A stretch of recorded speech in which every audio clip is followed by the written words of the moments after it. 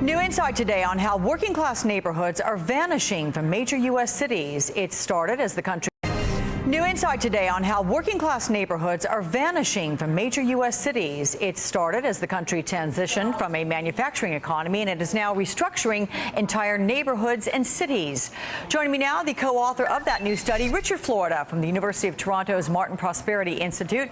Richard, with a welcome to you. You say that the creative class is fueling this. What is the creative class? Well, it's knowledge workers, it's managers, it's professionals, but it's also the scientists and technologists, the high-tech entrepreneurs who generate those new innovations and build those new industries, and it's artists, musicians, designers who are the cultural creatives. So it's all of those groups. Taken all told, it's about a third of the U.S. workforce. It makes about half of all salaries and wages of all American workers. Okay, and then you have the service class and the working class. Can you briefly identify those? Sure. The working class are the folks who built America. They're the folks who work in factories, who work in construction, who move things around in transportation. Tragically, that group shrunk down to about 1 in 5 workers, and honestly, only about 6% of Americans actually work in factories. The service class is the biggest class. It's about 45% of Americans who work in food preparation, retail, sales, personal home health care. It's the fastest growing occupations. But what we're finding is that city by city that we looked at in this report on the divided city, that these groups are occupying different areas, that we're seeing a level of inequality in segregation that is quite severe and extremely troubling. So, okay, what do you mean by different areas? I mean, how does the creative class expand into cities? What's the effect? Well, you know, many urbanists like myself have been quite positive and optimistic about the comeback of our cities, the migration of technology businesses, of young professionals back to downtown New York, out of Silicon Valley, into downtown San Francisco, in Washington, D.C., and Boston. And what we did, we mapped, Alex, at the neighborhood level, the location of these three groups, the advantaged knowledge workers and creative class, the low-income struggling service class, and the disappearing working class. We found very few working class locations left in America, even in Detroit or Boston or Philadelphia.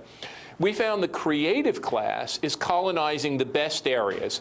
It's moving back to the core, of course, but it's also locating around all these transit hubs. You know, transit used to be a way for low-income people to get to work, but these knowledge workers and professionals want to live in the walkable suburbs around transit. But also, we found the knowledge workers and the professionals clustering around universities, hospitals, knowledge institutions in the city and suburbs, and then finally, if you look at a Los Angeles or you look at a Miami, and we looked at all of these places, any waterfront, any kind of natural amenity. So what we found is the old divide that we used to think of as affluent suburb and poor city no longer holds, but nor is it rich city, poor suburb.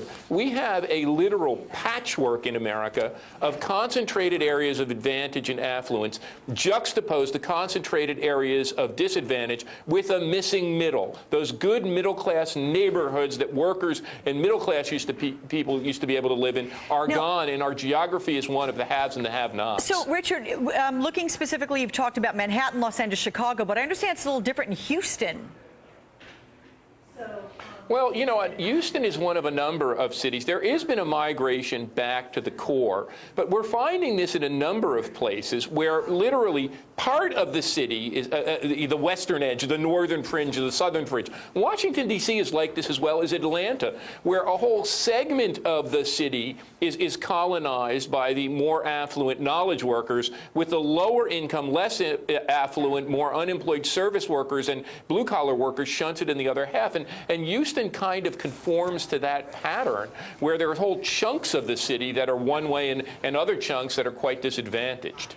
It is a very interesting study from you there, Richard Florida, at the University of Toronto Martin Prosperity Institute. Thanks for sharing it with us. I appreciate it.